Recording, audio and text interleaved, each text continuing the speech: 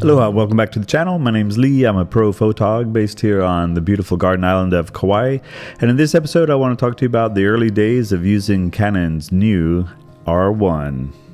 I'll also provide some images to give examples of the ideas expressed. And without further ado, let's get on with it. Good morning. I'm out here with the Canon RF 400 f2.8, second time out, paired with the R1. I'm here trying to catch some waves as they break with the sunshine there. Nice swell, 8 to 10 feet. I wanted to get down to the lava shelf, but no way today. No way. But look at this beautiful, beautiful view.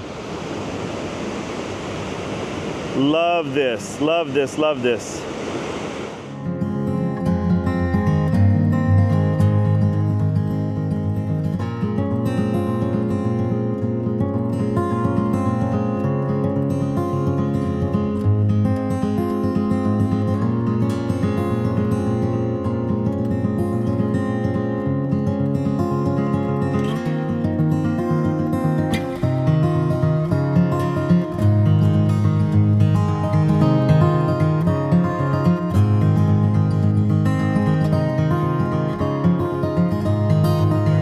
Testing the Canon RF 400 f2.8, second session with it, with the R1, putting it into really challenging scenario, trying to photograph the boobies as they skim across the ocean with the wave as a backdrop. I have the 1.4 extender on, so I'm shooting at 560. It's a little difficult. The bird's a little further out. I can't get to the exposed lava shelf today because of the high surf, but we're giving it a good go, and we'll share the results with you.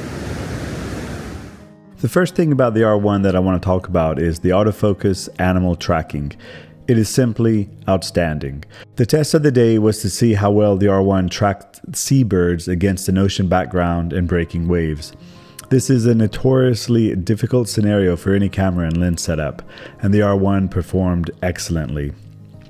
If I was able to locate the birds from a distance, when the sky was the immediate background, the focus would lock onto the bird, placing a blue square around it, and it would continue to track and maintain focus even as the bird flew over and in front of the ocean, even over breaking waves. This is really remarkable in my opinion. I'd say that when the blue focus box surrounds the bird, the R1 is able to follow the bird continuously 95 to 90% of the time, all the while shooting at 40 frames a second. This is crazy good. To facilitate this, try to find the bird with the sky as background and continue to follow it with a half press on the shutter. This will activate the very speedy autofocus and very sticky tracking features of the R1. Maintain a half press of the shutter until you wish to photograph the bird. Then fire away as the bird soars in front of the ocean, waves, and even behind fishermen. If, however, due to the flight path of the bird or preparedness of the photographer, you are not able to find and focus the bird while it has the sky as background, then achieving acute focus is a little more difficult as the camera takes time to lock onto the bird as it flies in front of the ocean or wave. In these instances, the R1 will find focus in the bird's area, and it displays many small connected blue boxes indicating that focus has been achieved in a rather large area around and including the bird or primary subject. This is a more general focus, and I found it to be less accurate when shooting wide open. In these situations, if the light allows, stop down or try a more smaller focus area like multi-field instead of whole area. In these situations, about 80% of the images showed that the birds were tracked completely and accurately. But these results don't always pop, especially when shooting wide open at f2.8 or f4. Big set coming through. Naomi, what do you think of the big set? Now, something about the high speed plus continuous shooting, or the drive mode of high speed plus continuous.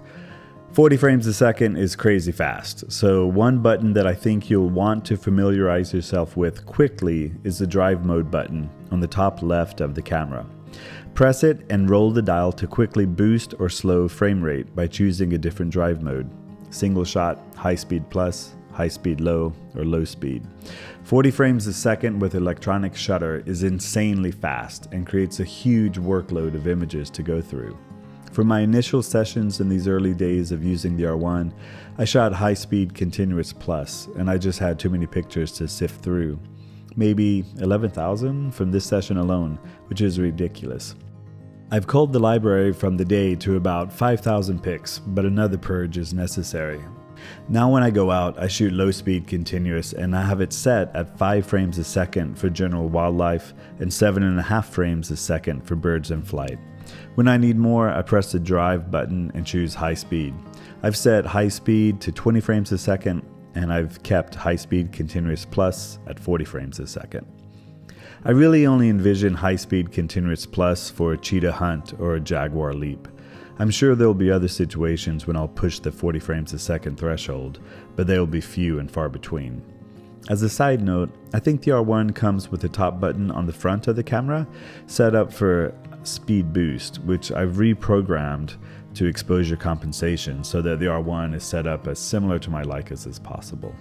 All right, that's the morning session with the R1 and the Canon RF400 f2.8.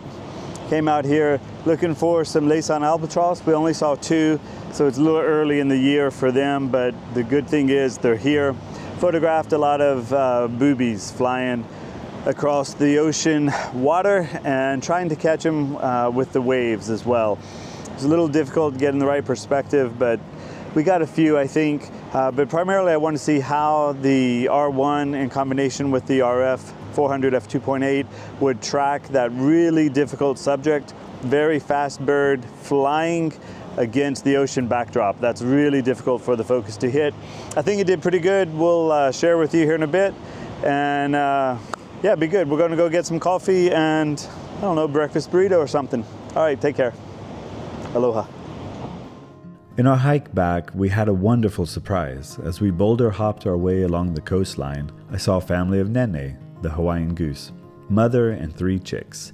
I was so grateful to have the 400 in my bag with the R1 attached because I knew I would need to be fast with this encounter.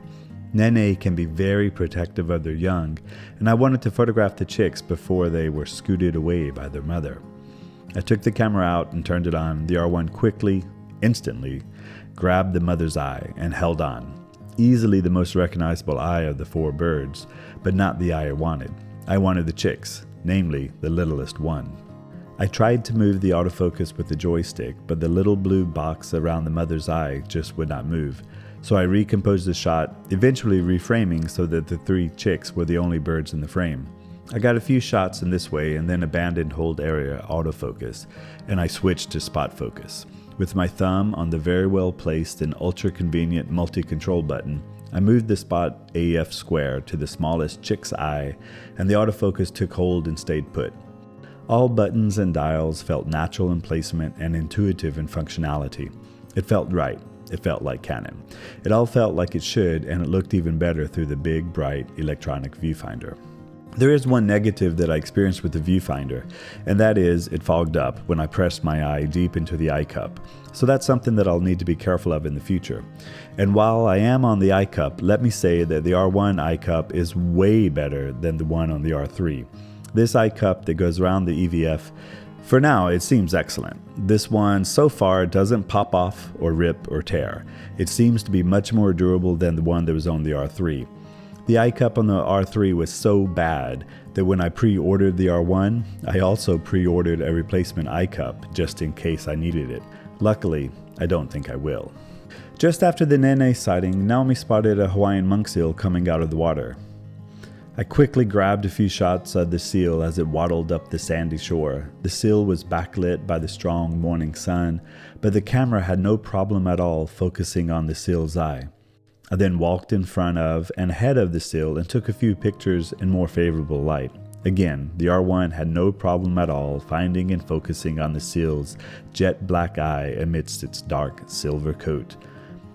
Again, the R1 performed exceptionally well. The colors of the R1.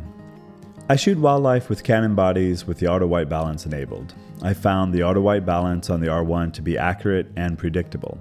The colors from the R1 are very Canon, very reliable and very rich, especially the greens and blues. Certainly 1 series worthy. The R1 is simply a joy to use. It's a joy to hold. It feels stable and secure in the hand, solid and confidence inspiring. The button layout is intuitive and pleasant. I'm still exploring the custom possibilities and look to share my custom buttons and settings in a future video. If you're interested in seeing something like that, let me know in the comments. Mahalo. Alright, that's all for now. So far so good with the Canon R1. If I run into any issues along the way, I'll make a video about them and share them with you here on the YouTube channel. Thank you so much for watching. I hope you enjoyed this. Hope you found it useful. If you're interested in knowing any of the settings that I have put in for the autofocus tracking, or for any general wildlife settings, let me know and I'll try to put together a video for that as well. Alright, take care. Have a wonderful week. Aloha.